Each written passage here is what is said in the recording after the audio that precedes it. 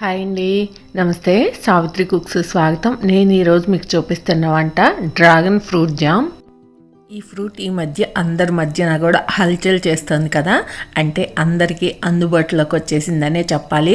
ఏ మార్కెట్లో చూసినా కూడా ఈ డ్రాగన్ ఫ్రూట్ కనిపిస్తుంది. ఈ పండు డార్క్ కలర్లో భలే బాగుంటుంది కదా, కట్ చేసామంటే ఇంకా కలర్ఫుల్గా కనిపిస్తుంది. ఇందులో 2 కలర్స్ ఉంటాయి. పైన మాత్రం 2 ఒకే కలర్లో ఉంటాయి. ఒక దానిలో మాత్రం వైట్ ఉంటుంది, ఒక దానిలో పింక్ కలర్ ఉంటుంది. ఇంక ఈ ఫ్రూట్ జామ్ నేను ఎలా చేస్తానో చేసి చూపిస్తాను. మీరు కూడా చూసి తప్పకుండా ట్రై చేయండి. మీకు వీడియో నచ్చితే మాత్రం ఖచ్చితంగా లైక్ చేసి సపోర్ట్ చేయండి. ఇంక ఇక్కడ నేను డ్రాగన్ ఫ్రూట్ తీసుకున్నాను. ఈ ఫ్రూట్ మాకు దగ్గరలోనే తోట ఉందన్నమాట. అటువైపు వెళ్ళినప్పుడల్లా మా వారి ఫ్రూట్స్ తీసుకొస్తూ ఉంటారు. ఇంక ఇక్కడ నేను తీసుకున్న ఫ్రూట్ లోపల కూడా పింక్ కలరే ఉంటుందన్నమాట. వీటిని ఒకసారి శుభ్రంగా వాష్ చేసేసి ఇలా సగానికి కట్ చేసేసుకోండి. ఇంక ఇలా స్పూన్ తీసుకొని చుట్టూ తిప్పేసామంటే చక్కగా వచ్చేస్తుంది అనమాట నీట్గా. ఇంక ఇలా అన్నీ కూడా ఇలా మొత్తం తీసేసుకోండి. ఈ ఫ్రూట్లో నల్లగా మనకు సబ్జా గింజలు ఎలా అయితే ఉంటాయో అలా గింజలుగా ఉంటుందన్నమాట. ఆ గింజలు తీసేయకుండా గింజలతో పాటే తీసుకున్నాను నేను ఇక్కడ. ఈ ఫ్రూట్ అంతా ఇలా తీసిన తర్వాత చిన్న చిన్న ముక్కలుగా కట్ చేసుకోండి, లేదా ఇలా చేతితోటి స్మాష్ చేసినా కూడా మనకి గుజ్జులాగా అయిపోతుంది అనమాట. దీన్ని మనం మిక్సీ పట్టాల్సిన అవసరం లేదు.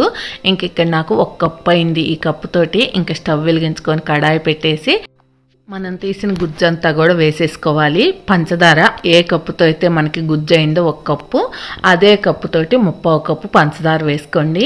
ఇప్పుడు ఇదంతా బాగా కలిసే వరకు కలిపేసుకొని స్టవ్ మీడియం ఫ్లేమ్లో పెట్టుకొని దీన్ని దగ్గర అయ్యే వరకు కూడా ఉడికించుకోవాలి. అప్పుడు చూడండి, చూస్తుంటే ఎంత కలర్ఫుల్గా ఉందో. ఇంక ఇందులో మనం పంచదార వేసిన తర్వాత ఇలా పలచగా అవుతుందన్నమాట. ఇంక ఇలా దగ్గర అయ్యే వరకు కూడా మనం ఇలా తిప్పుకుంటూ మధ్య మధ్యలో ఉడికించుకోవాలి.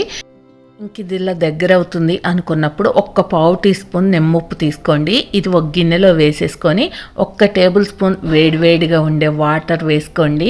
ఇక్కడ చూడండి వాటర్ మరుగుతున్నాయి కదా, అలా మరిగిన తర్వాత ఆ వాటర్ వేసుకుంటే ఇందులో మనకి చక్కగా వెంటనే కరిగిపోతుంది. అలా కరిగించుకొని పక్కన పెట్టేసుకోండి. ఇంక ఇక్కడ చూడండి మీకు అర్థమవుతుంది కదా దగ్గర అయినట్టు. ఇలా దగ్గర అయిపోగానే ఇంకా నిమ్మప్పు వేసిన వాటర్ వేసేసుకోవాలి. ఇలా మనం కొంచెం నిమ్మప్పు వేసుకోవటం వల్ల టేస్ట్ బాగుంటుంది, అలాగే మనకి జామ్ అనేది నిల్వ కూడా ఉంటుంది. ఇంక ఇక్కడ చూసారా, 1 డ్రాప్ ఇలా గిన్నెలో వేస్తే ఇలా జారిపోయినట్టు లేకుండా ఉందంటే మనకి జామ్ రెడీ అయిపోయినట్టే. ఇంక స్టవ్ ఆపేసేయండి. ఇంక ఇది పూర్తిగా చల్లారిన తర్వాత ఇంక ఇక్కడ చూసారు కదా, ఈ మాత్రం గట్టిగా అవుతుంది. మీకు కొంచెం పలచగా కావాలి అనుకుంటే 2-3 నిమిషాలు ముందే స్టవ్ ఆపేసేయండి. ఇంకా అంతే, మనకి డ్రాగన్ ఫ్రూట్ జామ్ రెడీ అయిపోయింది. ఇంక ఏ జామ్ అయినా సరే మనం పిల్లలకు బ్రెడ్కి అప్లై చేసిస్తాం కదా, వాళ్ళు కొంచెం ఇంట్రెస్ట్గా తినాలి అనుకుంటే ఈసారి ఇలా చేసి పెట్టండి, ఇంకా ఇష్టంగా తింటారు. మీకు కావాల్సినన్ని బ్రెడ్ స్లైసెస్ తీసుకోండి. ఇంక ఇక్కడ మనకు కుకీస్ కట్ చేసుకునే కట్టర్లు ఉంటాయి కదా, వాటిలో మీకు ఏ షేప్ కావాలంటే ఆ షేప్లో ఇలా కట్ చేసుకోండి. నేను ఇక్కడైతే లవ్ షేప్ తీసుకున్నాను. మనం రెడీ చేసుకున్న జామ్ అనేది ఒక తళ్ళేని గాజు సీసాలో స్టోర్ చేసుకొని ఇంక ఫ్రిడ్జ్లో పెట్టేసుకున్నామంటే మనకి 1-2 నెలల వరకు నిల్వ ఉంటుంది. ఇంకా అలా పెట్టుకున్నామంటే మనం ఎప్పుడు కావాలంటే అప్పుడు వాడుకోవచ్చు. ఇంకా మనం కట్ చేసుకున్న బ్రెడ్ మీద ఇలా జామ్ పెట్టేసి అంతా కూడా అప్లై చేయండి, చాకుతో కానీ స్పూన్తో కానీ.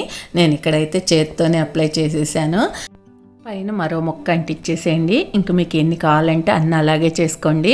స్టవ్ వెలిగించుకొని అట్ల పేనం పెట్టేసుకొని 2 టేబుల్ స్పూన్ల వరకు నెయ్యి వేసుకోండి.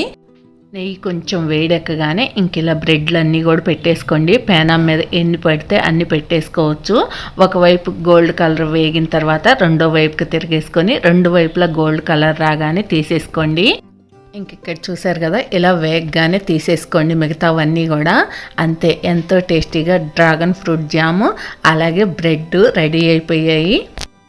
బ్రెడ్ అనేది ఇలా షేప్ కట్ చేయకపోయినా కూడా మామూలుగా అయినా సరే జామ్ అప్లై చేసి ఇలా వేయించి తినండి. ఒక్కసారి మళ్ళీ వదిలిపెట్టరు, ఎంత బాగుంటుందో.